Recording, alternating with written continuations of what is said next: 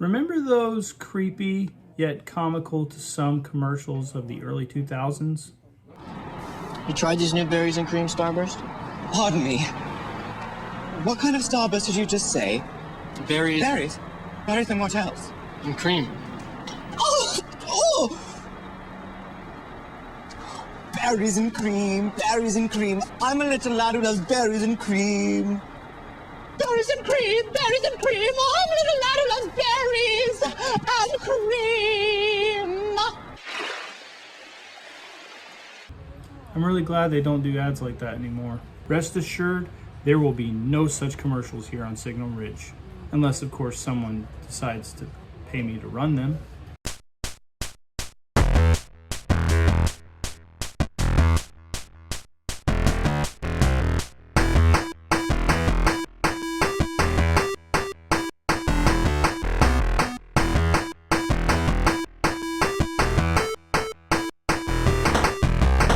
Hello everyone, welcome back to another edition of Top 10 Tuesday here on Signal Ridge. Today I'm counting down my top 10 favorite games to play on the Game Boy Advance. Number 10, Dragon Ball Z Legacy of Goku 1 and 2. There's something charming about that top-down perspective of The Legend of Zelda. Throw in some Dragon Ball Z and you've got a game that some will find entertaining and others frustrating because it's hard. But there was something refreshing about re-experiencing the DBZ storyline from a Zelda-esque perspective. All that being said, this is a game that hasn't aged particularly well. This is one of those titles that I'm including in this list because of the memories I have of it, rather than a more recent experience playing it. I promised I would only include one strategy game on this list. Why would I impose such a self-inflicted rule on myself? Because I like to make things difficult. Unfortunately, Final Fantasy Tactics did not make this list. And in its place we have Advance Wars. Remember that apocalyptic freeze we had in Texas? Well, during my 40-hour power outage, I played this game almost exclusively. I love strategy games, and this game does a really great job of preparing you for the challenges that lie ahead in later stages. Number 8, Castlevania Circle of the Moon. It beats out the other Castlevania titles because, well, it was the first on the GBA. As opposed to its NES and Super Nintendo counterparts, your player, Nathan Drake, has a lot more mobility in the form of a wall jump, slide, and double jump. If only we had such abilities when those damn Medusa heads were flying at us in droves. This game is also much more of an RPG than its 8-bit brethren because it includes a leveling system. I have trouble keeping my memories of different Castlevania games straight and from seeping into one another, but I went back and played this one recently just to verify its greatness and its greatness. Number 7, Racing Gears Advance. Remember RC Pro AM for the NES or Rock and Roll Racing for the Super Nintendo? This game was made for fans of those titles. I just want to say I love any racing game with an isometric viewpoint. Why?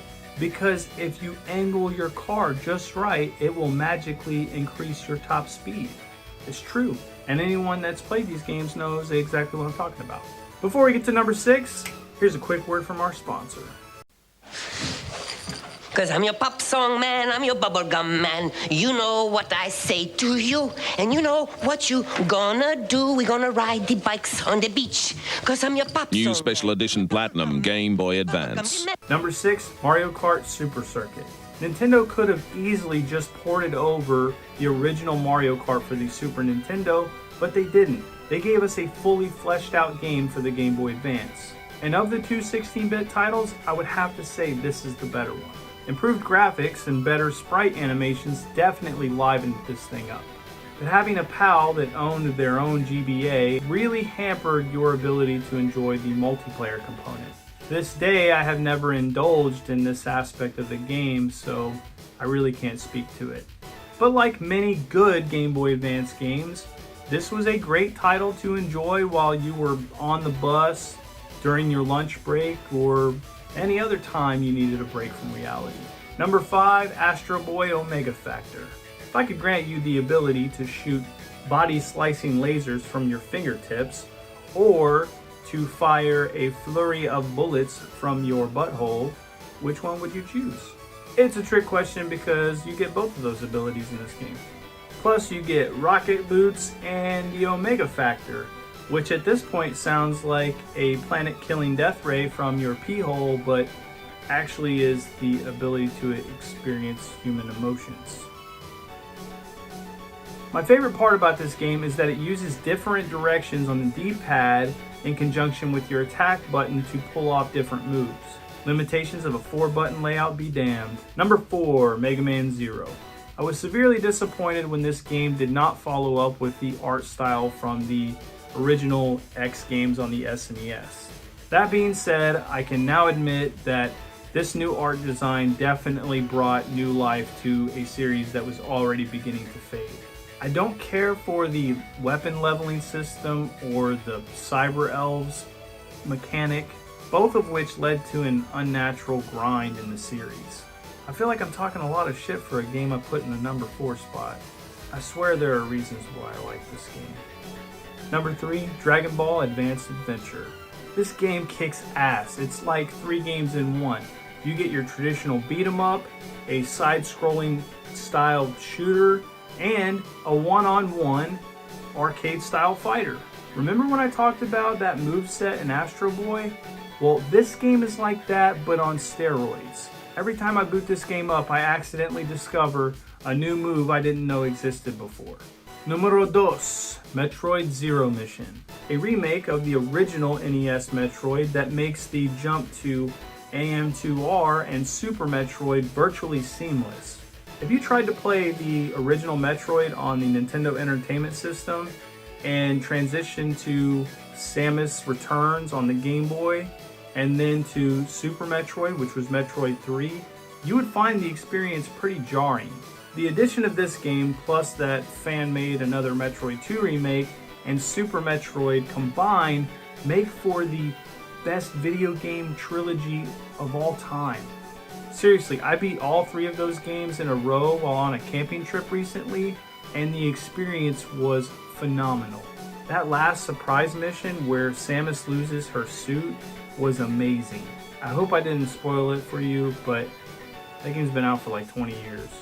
Before we get to my number 1 pick, just know that there are some games not included in this list because either I did not play them or because they were ports of games from the Super Famicom or Super Nintendo and thus not truly Game Boy Advance games. But here are a few honorable mentions.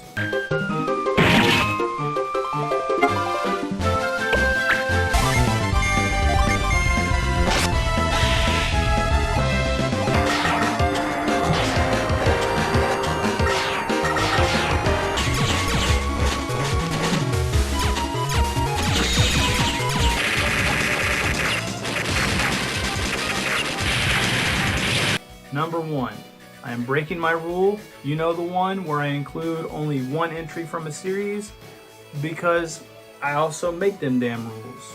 Metroid Fusion was a truly remarkable game. It created a genuine sense of fear as Copy Samus attempted to hunt you down. Every encounter was intense. You knew you could not win in a one-on-one matchup, so you were forced to either run or hide at every opportunity. Until, of course, you've gained all your abilities, but even by then, just when you thought you've beaten the game, it throws a few more surprises at you. Forget best video game trilogy of all time, you now have the best quadrilogy. That's not a word. Quadrilogy, that's the word. That's it for me, guys. I hope you enjoyed this video. If you did, you know what to do. Be sure to tune in next Monday for Multiplayer Monday, and I'll catch you guys next time.